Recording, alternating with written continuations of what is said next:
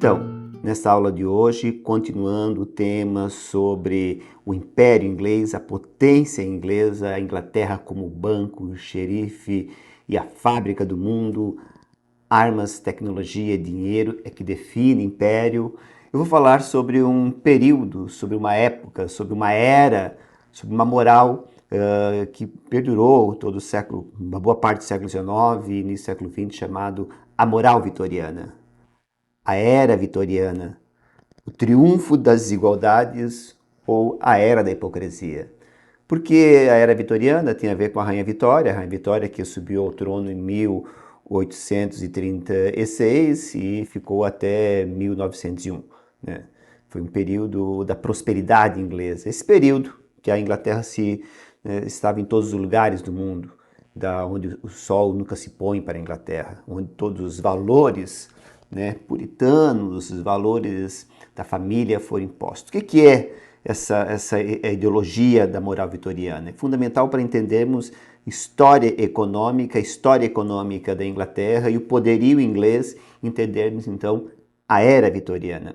Eram fortes valores puritanos baseados em certa ideologia do trabalho, aquela coisa meio weberiana, apesar de Weber ser alemão, né, da ideia muito forte do trabalho como fonte geradora de riqueza, que já vem lá desde Adam Smith, né?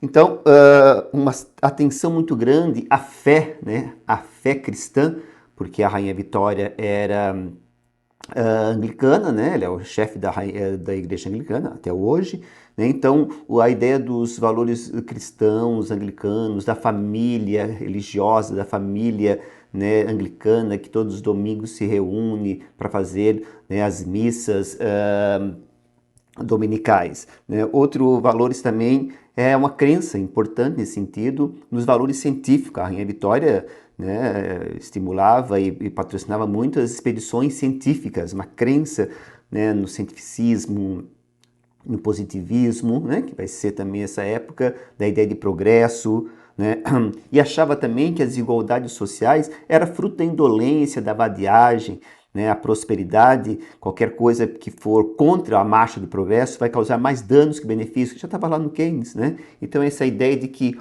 olha, né, temos que trabalhar e prosperar, e a indolência, a vadiagem só gera a miséria. A miséria é fruto da indolência, da vadiagem. Por isso que muitos vitorianos eram contra a chamada lei dos pobres, né, que era a lei que protegia, de certa forma, os pobres, que dava algum tipo de benefício social para os pobres ingleses. Né? Então, tinha também uma forte moral na questão dos tabus, na repressão sexual da mulher, a rainha do lar, o homem, né, o provedor da casa. Então era muito forte essa ideia, uma ideia na questão sexual muito pudica, né, muitos tabus, né, definindo os papéis do homem e da mulher. Cada um cumpria, né, historicamente, biologicamente, as suas tarefas. A mãe, a rainha do lar, o pai, o provedor.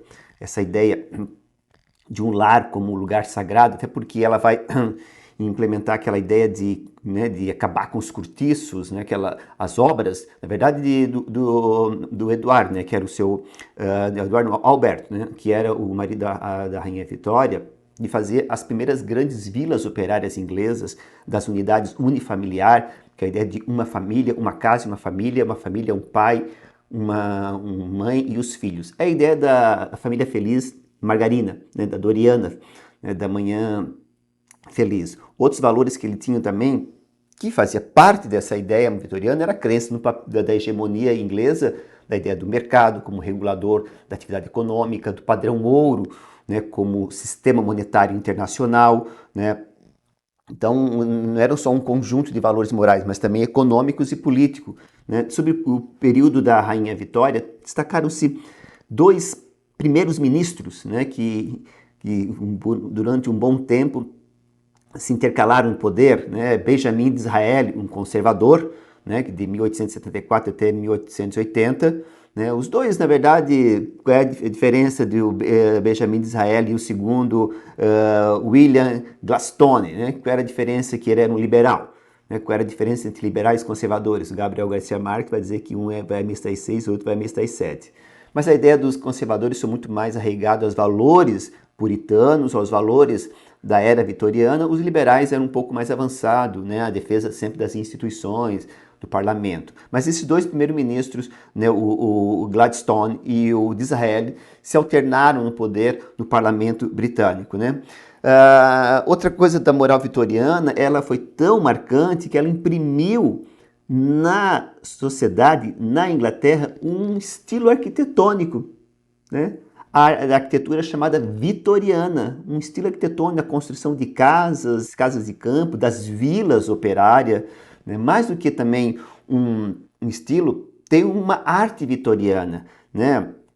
Dos quadros, dos objetos, né? De casa, da decoração, né? Em Londres tem um museu, Albert e Vitória, né, que tem lá toda a coleção deles, que eles ganharam dos presentes, também tem um estilo, né, de organização da casa, muito interessante esse Museu Alberto Vitória, né, que mostra o estilo de vida desse período vitoriano. Além de uma arquitetura, além de um estilo artístico, tinha uma moda vitoriana, né, para os homens e para mulheres, né, os homens de fraque, de bengala e cartola, né, era um estilo vitoriano. Eu quero destacar aqui um monumento que está em Londres, né, o Hyde Park, chamado Memorial do Rei Alberto, né? A rainha era casada com Alberto, teve 9 filhos, né, um casamento muito feliz, casaram em 1840 e ele faleceu em 1861, e em sua homenagem foi construído um monumento chamado Memorial Rei Alberto, que está, como eu falei, no Hyde Park, né, em frente ao Concert Hall, né, em Londres.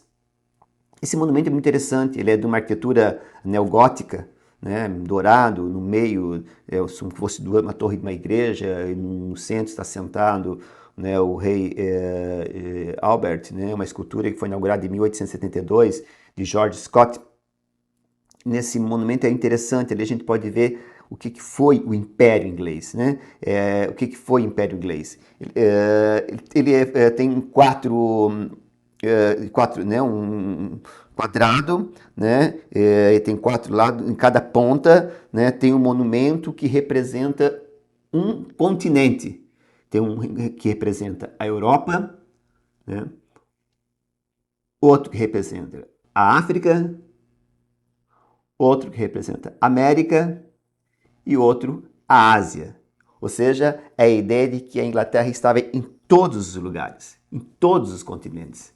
Isso é muito interessante. E não só isso, ao redor também do rei Alberto, tinha 4 monumentos que representavam as 4 ciências, o avanço e o progresso.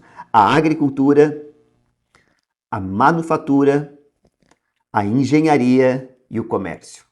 Ou seja, a Inglaterra dominava todos os continentes e todas as artes, todas as ciências, né? E o interessante também é que o rei Alberto está sobre um monumento que tem várias, né, figuras de pessoas ao redor, e são os grandes nomes da história inglesa, né? Seguramente ali está Shakespeare, está Adam Smith, né? Talvez David Ricardo também, né? Todos os grandes pensadores, todos os grandes nomes da história inglesa. Então, a moral vitoriana é essa moral, né? Esta ideia, um conjunto de valores